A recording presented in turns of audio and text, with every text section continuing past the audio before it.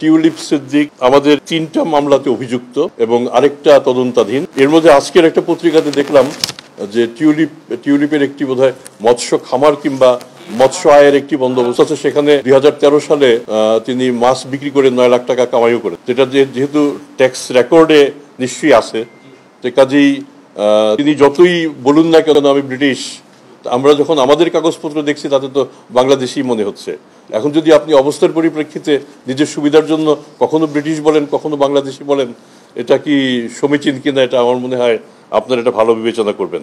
যে তিনি যতই বলুন না কেন আমি বিষয়টা কিছুই জানি না, কিছুই যদি না জানেন তাহলে তার মন্ত্রিত্ব চলে যাবে কেন, কিছুই যদি না জানেন তার আইনজীবী আমাদের কাছে চিঠি লিখবেন কেন।